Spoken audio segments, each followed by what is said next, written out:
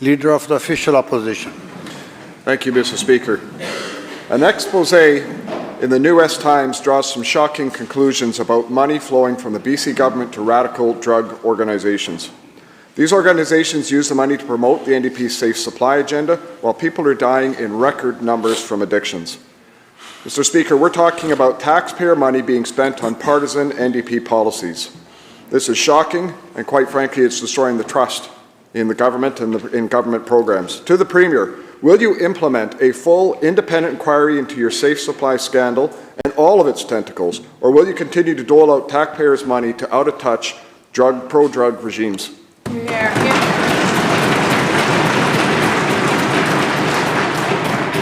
Mr. Premier. Honourable Speaker. Thank you to the member for the question. You know, there are thousands and thousands and thousands of British Columbians who have lost loved ones as a result of the toxic drug crisis. And our commitment to them, to all British Columbians, is to do our best to keep people alive. They have the opportunity to get into treatment, rebuild their lives. That's why we're opening more treatment beds.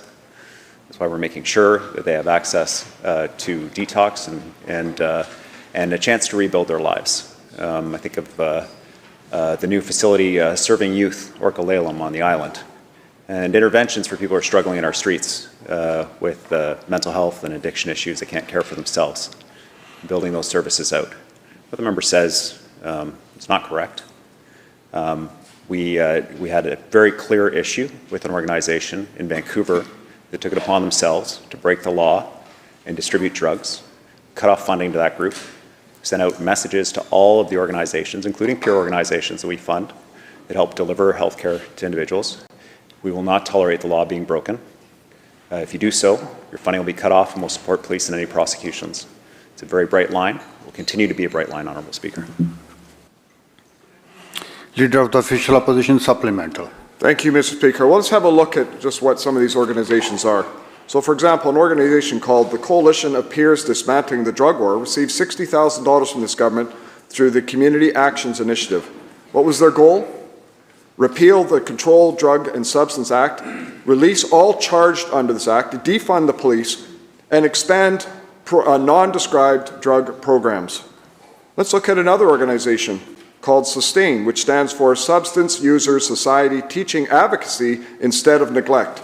They received $60,000 as well to fund their goal of decriminalizing all drugs, including fentanyl.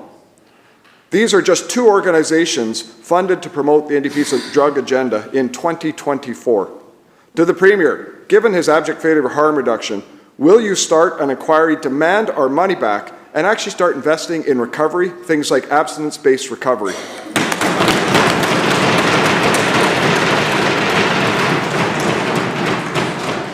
All questions through the chair, member. Thank you. Premier. Thank you, Honourable Speaker.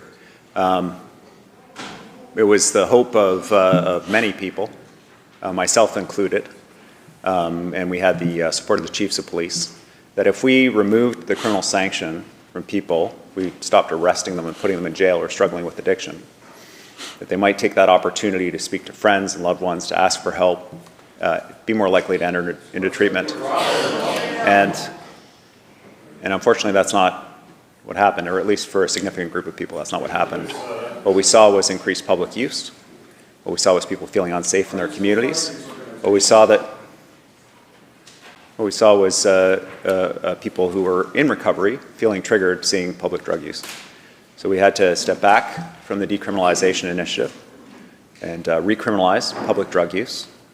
And we're going to make sure that we're going to try everything we can to support people getting into treatment, saving their lives. Members, please continue. And if it's not consistent with our values, if it's not resulting in the outcomes that British Columbians are looking for, then we're going to move in a different direction. It's an incredibly challenging issue, and we're going to do the work that's necessary. Member for Surrey Cloverdale.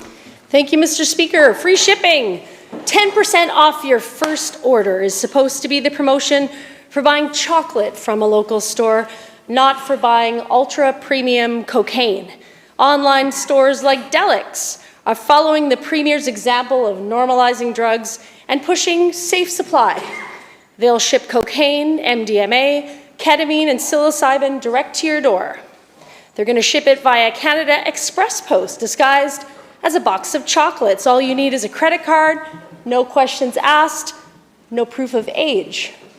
Years of NDP drug legalization activism running roughshod through this province has emboldened criminals and has increased the demand for illicit drugs. When will the Premier show some real concern for the health and safety of British Columbians and intervene?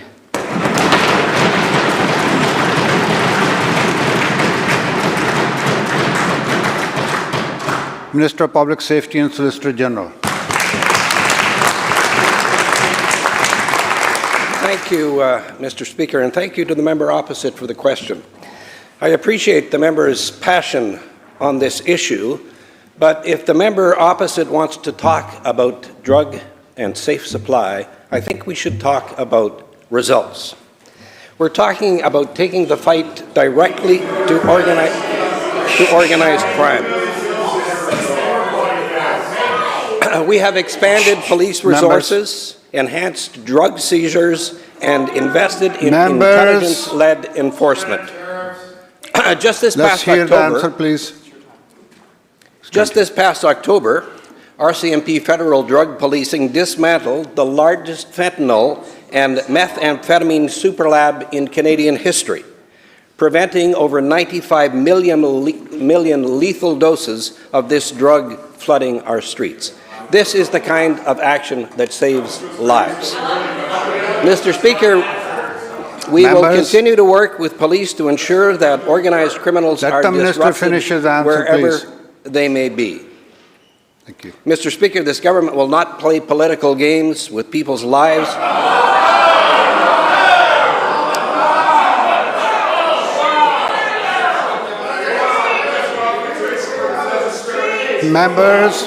Members, come to order. Members. Mr. Speaker, we will continue to support enforcement crackdowns on drug traffickers and bad actors wherever they may be in British Columbia. Thank you.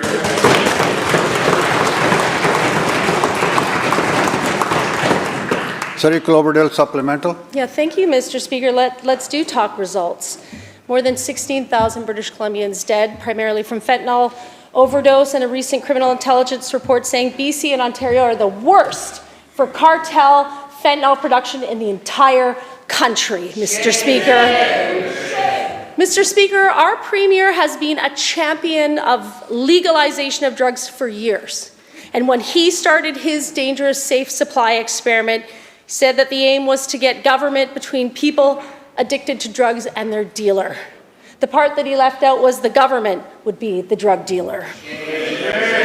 This government has normalized drug use. It uses tax dollars to fund anti-police activists who are fighting to legalize drugs. They continue to run online websites that will deliver crack pipes and snorting kits right to your door instead of removing financial barriers to all treatment. Will the Premier stand up today and commit to defunding his beloved anti-police organizations that are fighting to legalize drugs and instead fund treatment, addiction, and mental health?